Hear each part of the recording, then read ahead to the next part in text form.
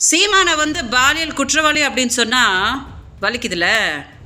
அப்போ என்னை வந்து பாலியல் தொழிலாளி அப்படின்னு 14 வருஷமாக சொல்லிட்டு இருக்கிறதுக்கு எனக்கு வலிக்காதா? பேசும்போது நீங்களாம் தயாராக இருந்துக்கோங்க.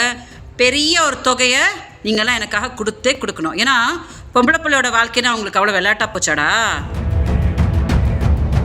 சீமான் குறித்தும் தன் மீது அவதூறு பரப்பும் நபர்கள் மீது நஷ்ட வழக்கு தொடர்வேன் என எச்சரிக்கை விடுத்துள்ளார் நடிகை ஒருவர். இது குறித்து அவர் வெளியிட்டுள்ள வீடியோ காட்சிகள் இணையத்தில் வைரலாகி வருகிறது. தன்னை திருமணம் செய்து கொள்வதாக கூறி சீமான் ஏமாற்றி விட்டதாக நடிகை ஒருவர் வலசரவாக்கம் போலீசாரிடம் புகார் அளித்தார். புகாரின் பேரில் போலீசார் சீமான் மீது வழக்கு பதிவு செய்தனர். இந்த வழக்கை ரத்து செய்ய கோரி அண்மையில் சென்னை உயர்நீதிமன்றத்தில் மனு தாக்கல் செய்தார் சீமான். வழக்கை விசாரித்த நீதிமன்றம் சீமான் மனுவை தள்ளுபடி செய்து உத்தரவிட்டது. இந்த நிலையில் நடிகை அளித்த புகாரில் காவல்துறையினரின் நடவடிக்கைக்கு எதிராக உச்சநீதிமன்றத்தில் மேல்முறையீடு செய்தார் சீமான். இந்த வழக்கை விசாரித்த உச்சநீதிமன்றம் சீமானுக்கு எதிரான வழக்கின் விசாரணைக்கு இடைக்கால தடை விதித்து உத்தரவிட்டது.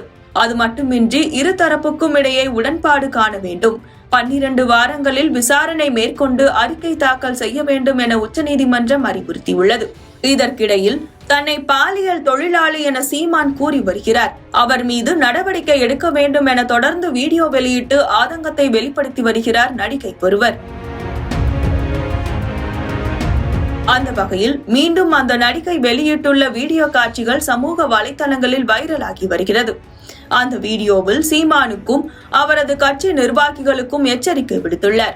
இந்த போர் இன்னும் முடியவில்லை என்றும் தன்னை பற்றி யார் யாரெல்லாம் அவதூறு பரப்பி வருகிறார்களோ அவர்கள் மீது நஷ்ட வழக்கு தொடர்வேன் என அந்த வீடியோவில் குறிப்பிட்டுள்ளார்.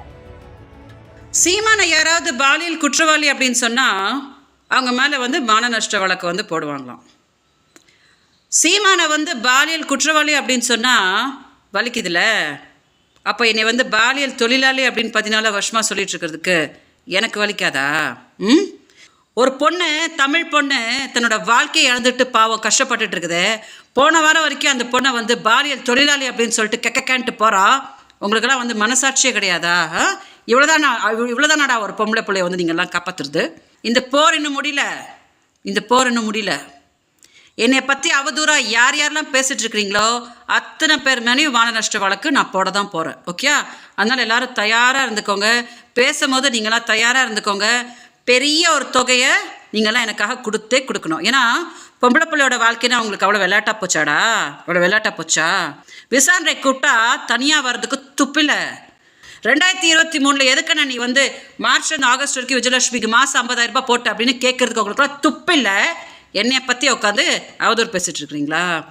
எல்லாருக்கும் சொல்லிடுறோம். ஓகேயா, நீங்கள் எல்லாம் பண்ணியிருக்கிற பாவத்துக்கு சுப்ரீம் கோர்ட்டில் எல்லாரும் ஃபேஸ் பண்ணதான் போகிறீங்க.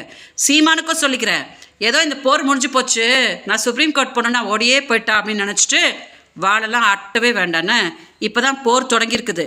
எப்போ நீ வந்து ப்ரெஸ் முன்னாடி என்னை பாலியல் தொழிலாளி அப்படின்னு சொன்னியோ அன்றைக்கே வந்து நான் வந்து முடிவு பண்ணிட்டேன். அதனால் சுப்ரீம் கோர்ட்டில் நீ எப்படி திணற போகிற அப்படின்றத வந்து நீ பார். ஓகே.